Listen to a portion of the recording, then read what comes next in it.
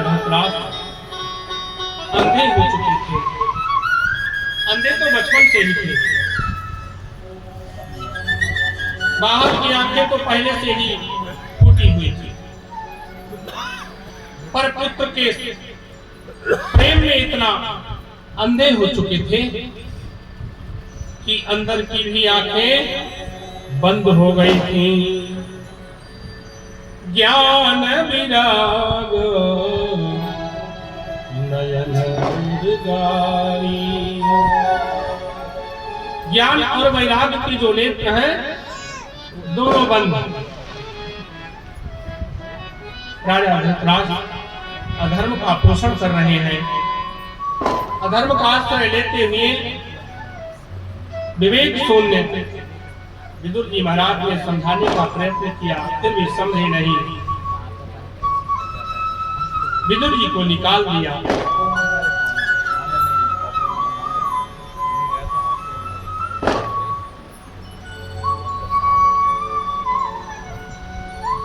ये सब कथाएं जो है सब कुछ सम्मरण हो जाने के बाद भगवान अपने धाम को चले गए। विदुर जी आए, विदुर जी से उद्धव की मुलाकात हुई। उद्धव ने सब बताया, भगवान आपकी याद कर रहे थे। क्या बहुत अच्छा पकवान खिलाया, विदुर बहुत अच्छे हैं, धन्य है विदुर। चलते समय में मुझे उनकी मेरी मुलाकात भी नहीं हुई।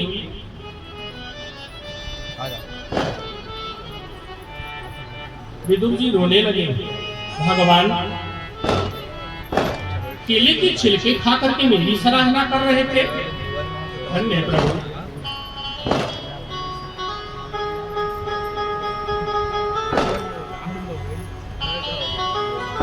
सुखाय परमाणि करोति लोको नाथै सुखं वान्यनुपारणम् विन्दीति भूयस्ततैव दुःखम् यदत्र युक्तं भगवान वदेन्। और क्या कह रहे थे? उन्होंने कहा बाकी और जो है आपको मैत्रेय मुनि बताएंगे।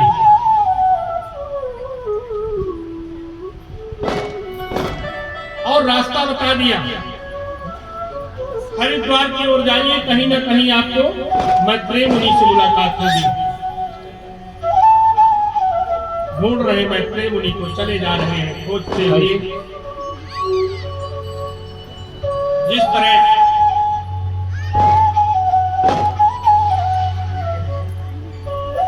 गर्मी के सीजन में जहां पानी नहीं है वहां पानी दिखता है, उसी तरह खोजते हुए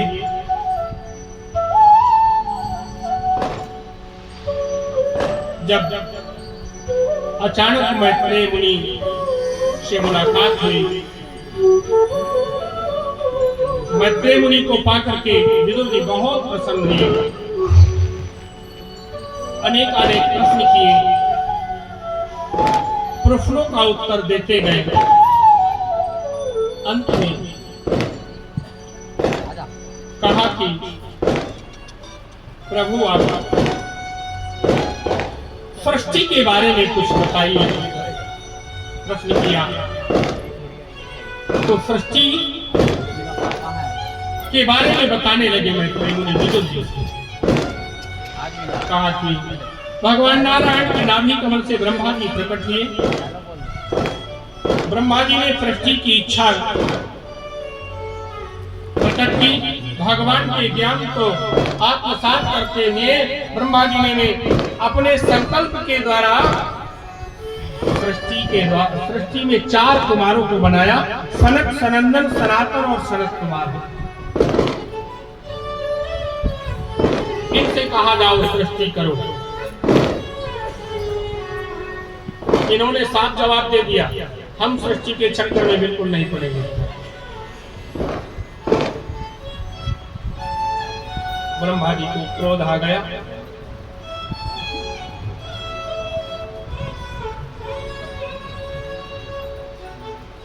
हमारे पुत्र होकर के हमारी आज्ञा नहीं मानते। इतना क्रोध आया कि उनका क्रोध ही भ्रकुटी का भेदन करके रुद्र अवतार हो गया। भगवान शंकर का शिव जी को देखते हैं ब्रह्मा जी कहते हैं जाओ सृष्टि का कार्य करो। भगवान शंकर भोलेनाथ पहुंचे, डाकनी साकनी भूत प्रेत बैताल बनाना प्रारंभ कर दिए। ब्रह्मा जी रोक दिए, बस करो महाराज, सृष्टि हुई नहीं और दवाई पहले तैयार हो गई मारने वाली, बंद करो। बंद कर दिए, चले गए, तपस्या में लग गए। अब की बात ब्रह्मा जी ने मरीचि अत्रि अंगिरा पुनः पुनः क्रतु और भृगु वशिष्ठ दक्ष ये 10 देवर्षि नारद सहित 10 ऋषियों को प्रकट किया।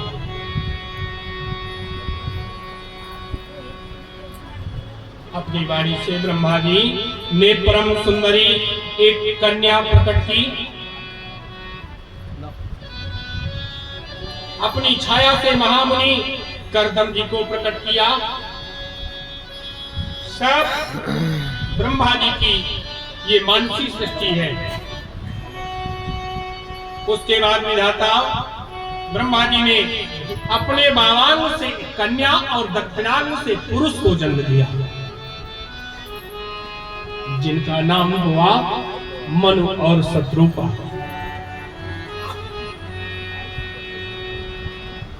मनु शत्रुपा से ही मानवीय सृष्टि हुई। इसीलिए सारे मानव कहे जाते हैं। मनु महाराज के नाम के ही द्वारा मनु लगा।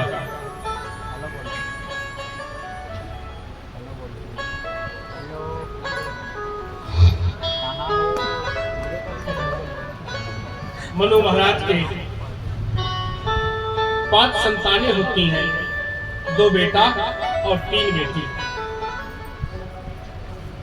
आकृति, देवहूति और प्रसूति ये बेटियां, और बेटे प्रियव्रत और उत्तानपाद। एक दिन मनु महाराज ने ब्रह्मा जी से प्रार्थना की। हेलो। क्योंकि ब्रह्मा जी ने कहा सृष्टि करो, तो कहा महाराज ब्रह्म सृष्टि कहाँ करूंगा? क्यों? कहा कि हिरण्याक्ष राक्षस पृथ्वी का ही हरण करके ले गया है। ब्रह्मा जी ध्यान लगाया और ध्यान लगाते हुए बड़ी तेज से छींक आई। छींकते ही उनकी नासिकारांग से वाराह भगवान प्रकट हो गए। बोलो वाराह भगवान की जय हो। देखते देखते वाराह भगवान पर्वताकार हो गए। देवताओं ने सुंदर मंत्रों के द्वारा उनका स्वागत किया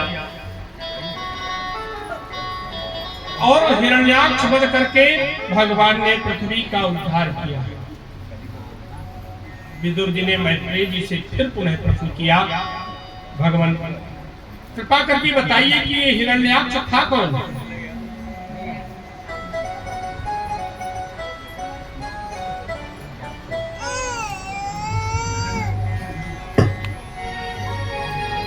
ये हिरण्याक्ष कौन था जो धरती को ही उठा करके ले गया था? किसका पुत्र है?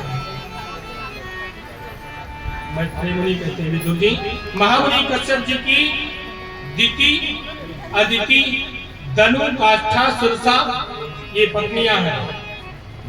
उनमें दिति नाम की जो पत्नी है वह दैत्यों की माता है। एक बार कश्यप जी सूर्यास्त के समय संध्या वंदन पूजन कर रहे थे, अपना नित्य कर्म कर रहे थे। सूर्यास्त के समय देवी दिति ने उनके पास आकर के रति याचना की और कश्यप जी ने मना किया।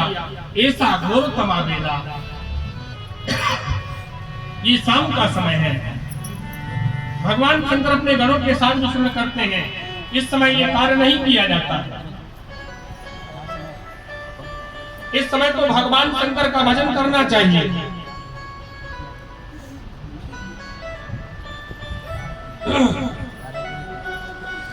नहीं मानी,